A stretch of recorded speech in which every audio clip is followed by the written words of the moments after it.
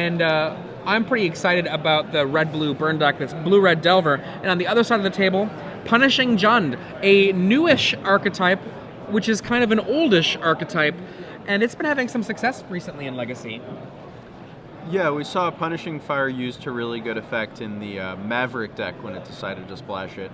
Then Jund came around with Deathrite Shaman. Now Jund has adopted the Punishing Fire strategy. And looks like both players are thinking about their hands, and they are keeping. Jeff leads with a Verdant Catacombs and passes the turn. And speaking of that card, Punishing Fire, I think it will be very important in this match, being able to take out, as I go down the list, Delver of Secrets, Goblin Guide, Grim Lavamancer, and Vendilion Click. Really all the offense in terms of creatures that Josh has in his deck. So we see that Verdant Catacombs getting sacrificed, and that is going to resolve. Bayou comes out for Jeff. And I don't see Wasteland on Josh's deck list, so those non-basics are pretty safe. Well, safe except for the price of progress.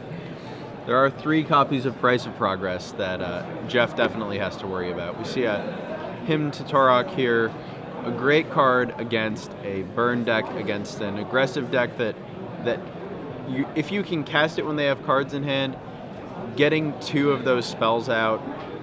If you hit a burn spell, if you hit 2 burn spells, it's going to gain you 3, 5, 6, however many life. If you hit creatures, that's great too. If you're thinking that Jeff Blyden looks familiar, you might remember him from the invitational coverage in 2011, the Pat Cox Invitational in Indianapolis. And we'll see a Spell Pierce take down that Hymn to Torok. And Josh playing a Scalding Tarn and a Ponder. Looking for some more options. Island, Scalding Tarn, and what looks like a Vendilion Click, and he is not interested in any of those. Gonna shuffle and see what he gets. One of the cards that I've been having, I don't know if this is kind of maybe a little bit bonkers, but I've been having random Legacy thoughts about lately.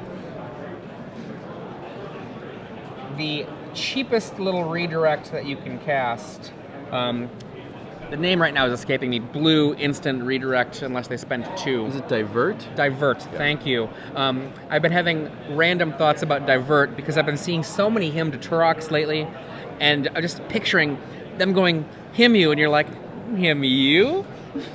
I did actually, I went up to Edison for the Open recently, and I did see a Divert hit a Hymn to Torok in the match. It was pretty brutal. Brian Braun-Dwin apparently had his Hymn to Torok diverted at the Invitational. I was not watching that match. I was on a break. But it was certainly one of those things that, I don't know, there are little coverage legends where people go, oh my god, did you see that? Whoa. We see the Goblin Guide come in here for 2 damage, revealing a Grove of the Burn Willows that goes straight to Jeff's hand, and he plays that. And Punishing Fire takes out the Goblin Guide. Now we see the combo, Grove of the Burn Willows and Punishing Fire. At will, that Punishing Fire can come back.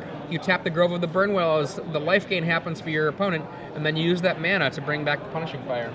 And all 16 of the creatures in Josh's deck are vulnerable to Punishing Fire. Each one of them dies to a single Punishing Fire. None of them have more than 2 toughness. So that's going to turn off a really big portion of Josh's deck. We'll see what he can do with his burn spells, but I don't see him getting much more damage in with creatures. Main phase Brainstorm, best kind of Brainstorm. You see a Force of Will, a Chain Lightning, and another card added to Josh's hand. There's a Price of Progress, a Lightning Bolt. So a lot of direct damage, including that Price of Progress, which right now would hit Jeff for 6. And looking at Jeff's deck, wondering if he has any ways to gain life. Jeff has 4 Deathrite Shamans that he can use to gain life. And Jeff actually, in addition, this is pretty exciting, in addition to Natural the orders? Punishing Fires, Yes. he has 4 copies of Natural Order and 4 copies of Lotus Cobra, and he can Natural Order into Progenitus, which he has 1 copy of. So Jeff really... the no punish Jund? Yeah, looking... well, what would I say? This is sort of like, if you remember, Reed Duke had a Punishing Fire Natural Order rug deck at one point that he was doing really well with. This is, to me, this is similar to that, except it's got black for discard and that other activation on Deathrite Shaman and Abrupt Decay instead of the counter spells that blue provides.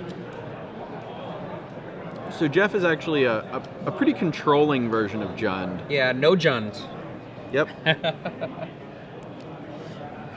Punishing no Jund. He does have Punishing Fire and Natural Order and Jund. I actually think that Jeff Blyden might be in a lot of trouble in this game. We are now at the point where he'll take 8 damage from a Price of Progress, and unless he gets rid of it with Thoughtseize, ouch, or Hymn to Turok, he could just... Wow, he is practically dead here. Yeah, he adds that second Grove of the Burn Willows, and Jeff, without any quick ways to gain life, as you said, could be in a lot of trouble. Now, Jeff, if he knows the format well, should be able to determine that he is not playing against a Rug Delver here. Ooh. He should be able to determine, oh my god, 10. Jeez. 10, count them, 10 damage. Take 10? And that's a Price of Progress for a ton of life. Ouch. I can't imagine Jeff was expecting that if he played out the Yeah. the 5th non-basic there. Chain? And we see a Chain Lightning, And that's there we game. go.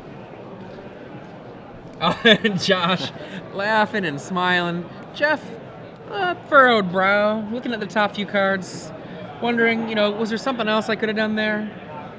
Jeff has 2 basic lands that he can use to help fight against that Price of Progress, but unless he draws them naturally or chooses to fetch them out, that's going to be a really rough card for him. Yeah, unfortunately for him, his options for fighting against Price of Progress include, basically sideways options like Hymn to Torak, and then his very few Deathrite Shamans, and then recovering from damage with Scavenging Ooze if there's anything to eat. Yeah, we may see him add a couple of Scavenging Oozes here. Wouldn't surprise me. Josh has quite a lot of creatures. Enough to maybe gain Jeff a couple life. And looking through Jeff's sideboard, I could see him bringing in the Scavenging Oozes. I could see him bringing in that Thrun as a blocker against the ground creatures of Josh, and just an uncounterable, untargetable threat. One of the cards I actually hope that we see, I hope that we see Chains of Mephistopheles make an appearance from Jeff Blyden's sideboard. If you're not familiar with Chains of Mephistopheles, when we get a chance, we're going to try to get that on the monitor for you. But Chains of Mephistopheles... Oh, our director is telling me no, no, no. Well, that's a shame, director. Chains of Mephistopheles is a kind of anti-combo card, usually. It's black 1 enchantment. The Oracle text is the important text, because the printed text from Legacy, it's been so long that since this card has been printed, that you have to get the actual Oracle text, which is...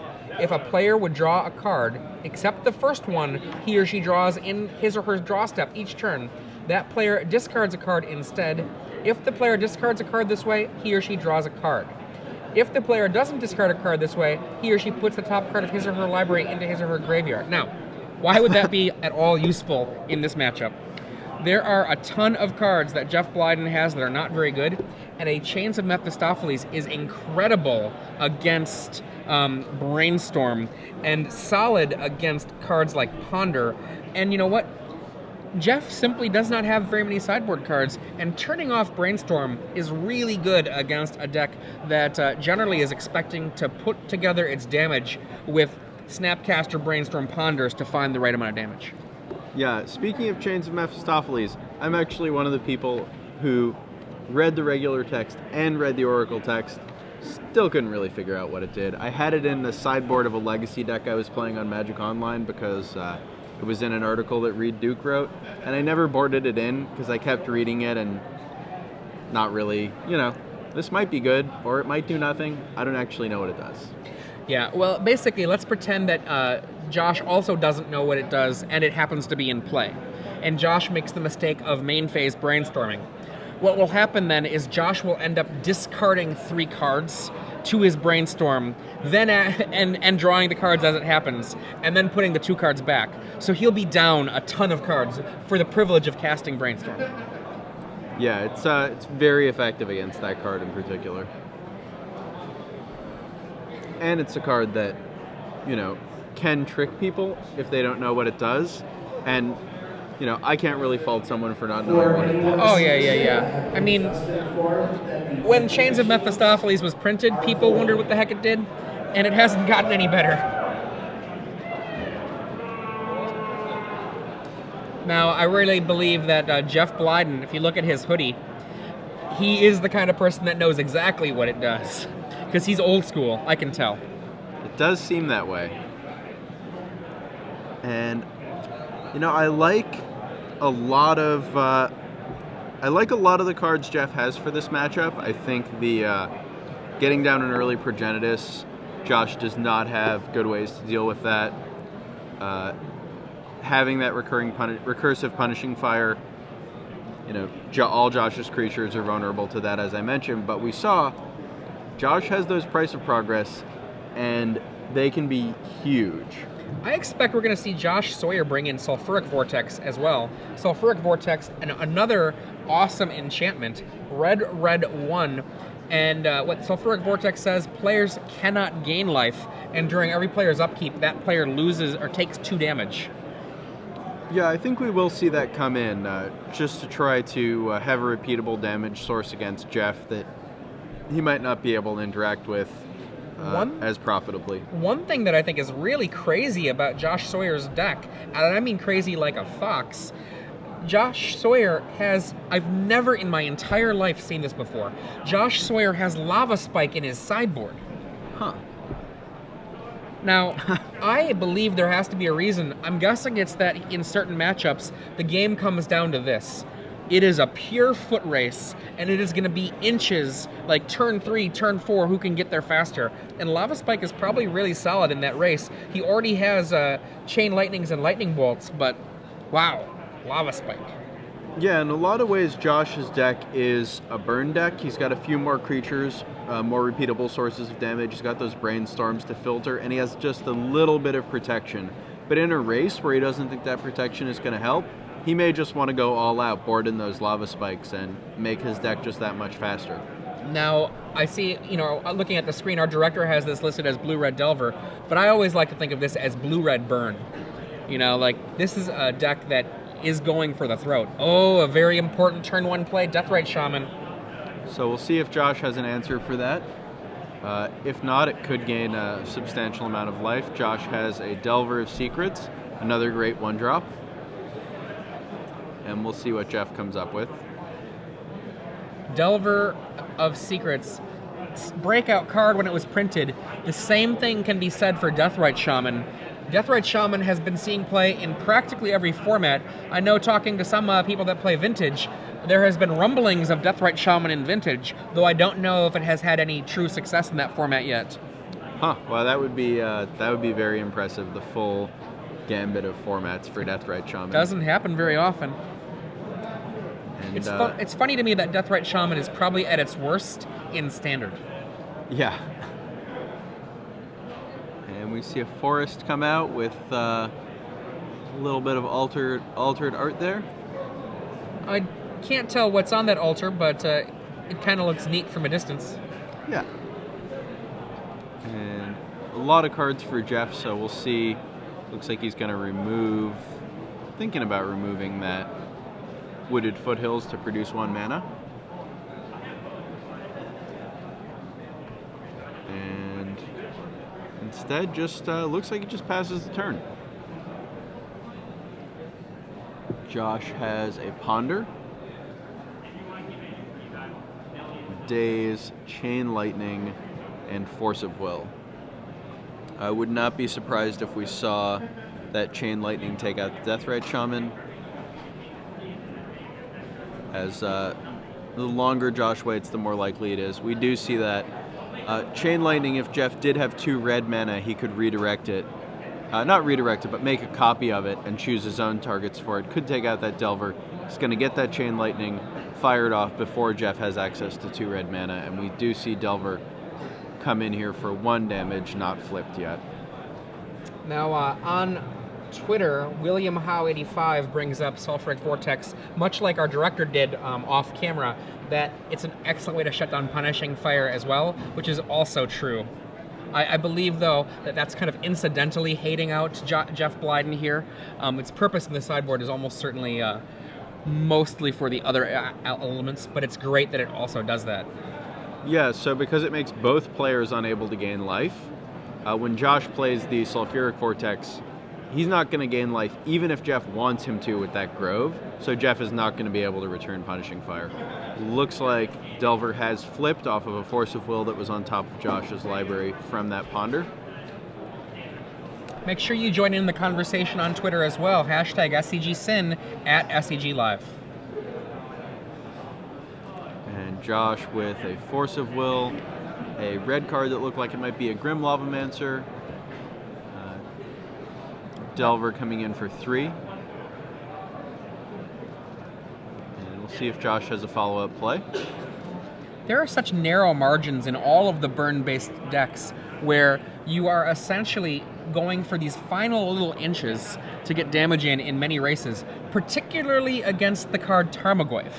And the big reason for that is Tarmogoyf is such an efficient beatdown creature that when you're in a race with it, it's a very difficult thing to try to fight. But if you direct your burn spells against the Tarmogoyf, you've taken them not at the opponent's head, and you might not be able to finish them off. Yeah, Tarmogoyf presents a difficult problem trying to decide whether to fight the Tarmogoyf and potentially lose to the other cards the player has, or just maybe lose to the Tarmogoyf straight up. We're going to see 4 mana tapped here for Thrun. Wow, Josh Sawyer looks down. Thrun what? Yeah, that is a real beating here. Uncounterable, untargetable. It's going to block whatever Josh has on the ground, and also probably assist him a lot in the race should he choose to keep attacking with that Tarmogoyf, which I believe he will. If you're wondering, that is the last Jund in Jeff's deck.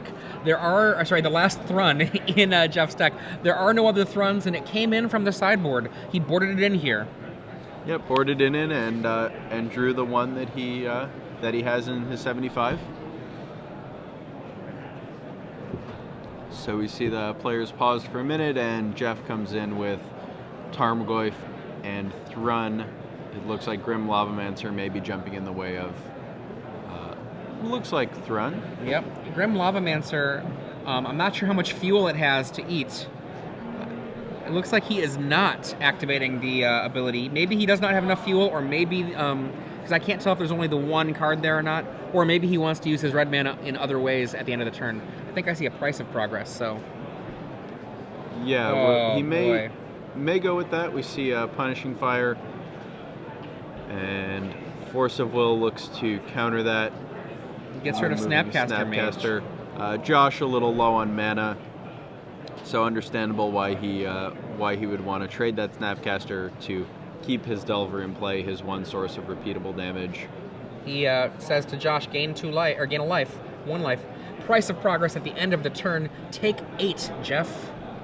I believe it's 6 because there's a single forest. That alternate little swoop on there got me. So take 6. So we see Jeff drops a 6. And a single burn spell away from death. Boom! Are you dead? Wow. That is all. Red, blue, burn takes down No Jund. So yeah, in both matches, Jeff started to put something together, and then Josh just, Price of Progress, another burn spell, and right out of there. Price of Progress, one of the all-time great cards for a burn player. I cannot tell you how often I have cast Price of Progress against someone and had their unfair deck fall to pieces. Nice deck there. Take a lot. Yeah, and a really interesting anti-non-basic land card. We've seen other cards like Blood Moon that are really not fun to play against. Your opponent plays a Blood Moon and you just sit there being able to do nothing. Yeah, that's great. Price of Progress